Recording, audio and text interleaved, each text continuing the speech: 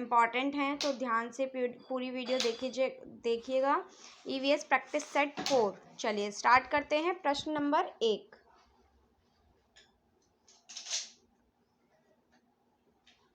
विश्व जल दिवस कब मनाया जाता है? बताइए। 22 मार्च, 22 अप्रैल, 23 नवंबर या फिर 23 मार्च? बताइए इसका सही उत्तर क्या होगा।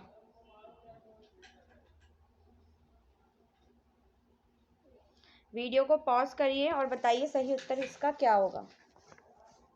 इसका सही उत्तर है 22 मार्च। 22 मार्च को हमारा विश्व जल दिवस मनाया जाता है।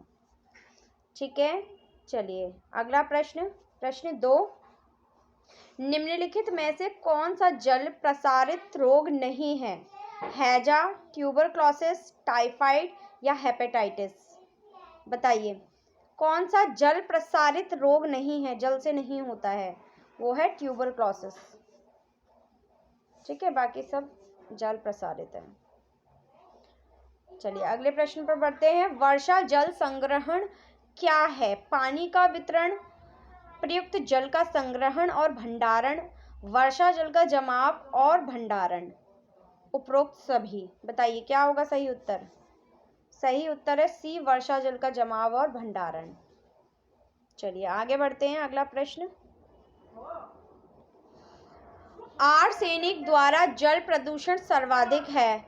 ए पश्चिम बंगाल में, बी बिहार में, उत्तर प्रदेश में या मध्य प्रदेश में? बताइए।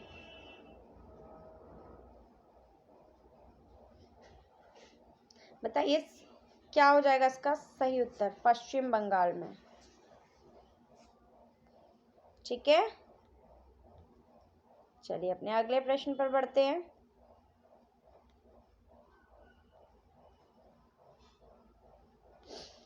वाष्पीकरण की प्रक्रिया निम्नलिखित में से किस स्थिति में सबसे धीमी होगी?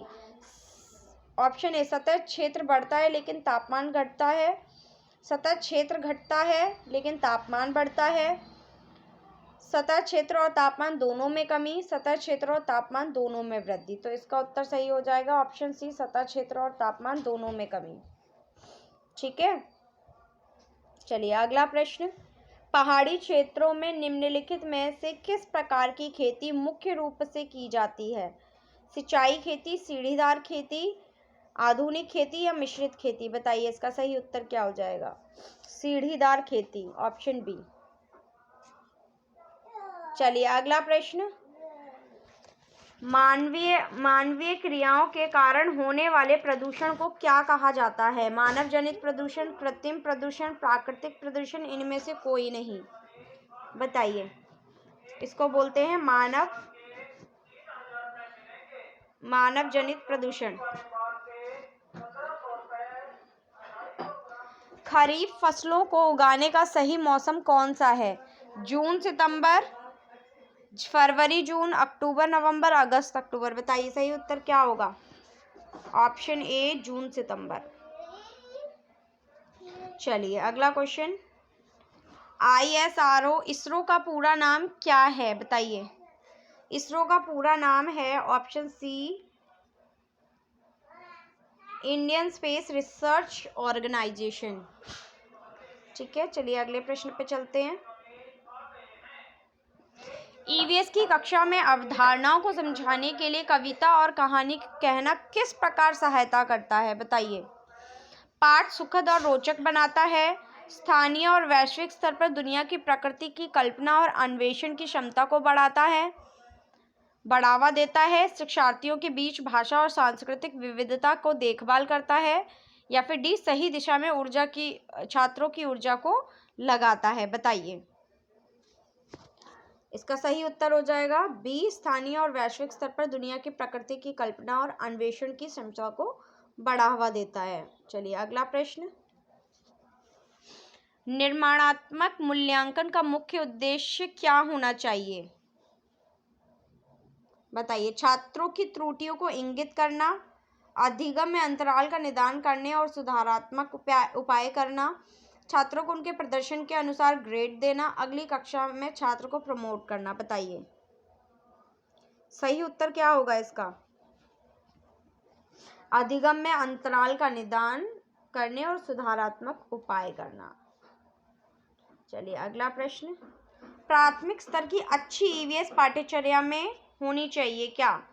पाठ के अंत में अधिक अभ्यास प्रश्न सम्मिलित करना, अपने आसपास को खोजने के अवसर प्रदान करना, संकल्पनाओं की विस्तृत व्याख्या पर अधिक एकाग्रता, पदों की यथार्थ परिभाषा पर अधिक बल देना। बताइए। अपने आसपास को खोजने के अवसर प्रदान करना, सही उत्तर ये होगा ऑप्शन बी। चलिए प्रश्न 13, पर्यावरण अध्ययन के संदर्भ में बोझ के बिना सीखना क्या बताता है? ईवीएस पाठ्य पुस्तकों में अध्यायों की कम संख्या, अबोधगम्यता का भार कम करने की जरूरत है, ईवीएस पाठ्यक्रम को आधा कम करने की जरूरत है, स्कूल बैग का वजन। बताइए। कम वजन। सही उत्तर क्या हो जाएगा इसका? अबोधगम्यता का भार कम करने की जरूरत है। ठीक है। चलिए अगला प्रश्न, ईवीएस शिक्षण के दौरान शिक्षकों को निम्नलिखित में से किस समस्या का समाधान करना पड़ता है? शिक्षक सहायक सामग्री की उपलब्धता, ईवीएस पाठ्यक्रम में केवल सैद्धांतिक ज्ञान पर जोर दिया जाता है, छात्रों की कम उपस्थिति, अनुभवी शिक्षकों का अभाव। बताइए सही उत्तर क्या हो जाएगा? बी इसका सही उत्तर हो जाएगा ऑप्शन बी, ईवीएस पाठ्यक्रम में केवल सैद्धांतिक ज्ञान पर जोर देना। निम्नलिखित में से कौन सा प्राथमिक स्तर पर पर्यावरण अध्ययन की पाठ्यचर्या की आवश्यकता के अनुरूप नहीं है? ऑप्शन ए, उसे काम की दुनिया में प्रवेश के लिए शिक्षार्थियों को ज्ञान एवं कौशल से लैस करना चाहिए, उसे शिक्षार्थियों में पर्यावरण के सरोकार को उत्पन्न करना चाहिए, उसे शिक्षार्थियों को उन पद्धतियों और प्रक्रियाओं को अर्जित करने में शामिल रखना चाहिए जो नए ज्ञान को उत्पन्न करने में आगे ले जाएं, उसे शिक्षार्थियों के मानसिक स्तर के अनुकूल होना चाहिए। बताइए सही उत्तर क्या हो जाएगा?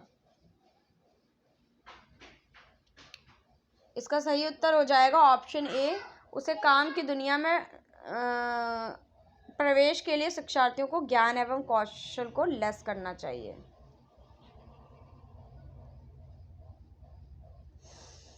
पर्यावरण अध्ययन के महत्वपूर्ण शैक्षणिक सिद्धांतों में से एक है। बताइए क्या हो जाएगा इसका उत्तर? पर्यावरण संबंधी पुस्तकों का आविष्कारी प्रयोग। हाँ जी, ये तो होना ही चाहिए। अध्ययन संसाधन के रूप में पर्यावरण का प्रयोग, ये भी होना चाहिए। बच्चों को अपने स्वयं के वातावरण का पता लगाने, अनुभव करने और मूल्यांकन करने के लिए प्रोत्साहित करना चाहिए। तो उपरोक्त सभी उत्तर सही हैं, तो उत्तर डी। भारतीय गोल्फ संघ का मुख्यालय कहाँ स्थित है? मुंबई, दिल्ली, पुणे या जयपुर? बताइए सही उत्तर क्या हो जाएगा? दिल्ली में स्थित है। ठीक है। एशियाई शेर निम्नलिखित में से किस देश का राष्ट्रीय पशु है? भूटान, तुर्की, ईरान या इराक? बताइए। ईरान का है। रबी की फसल निम्नलिखित में से कौन सी है? गन्ना, मक्का, कपास या गेहूं? रबी की फसल गेहूं। निम्नलिखित में से कौन पर्यावरण शिक्षा पर बल देता है? बताइए। यूएनईपी। ठीक है, सही उत्तर हो जाएगा इसका बी। आज के लिए बस इतना ही। तो जल्दी मैं आपके लिए और क्वेश्चंस लेकर आऊँगी, तब तक आप इन क्वेश्चंस की प्रैक्टिस करिए और जिन्होंने कमेंट में आंसर किए हैं बताइए किसके कितने सही गए और किसके कितने गलत गए। चलिए।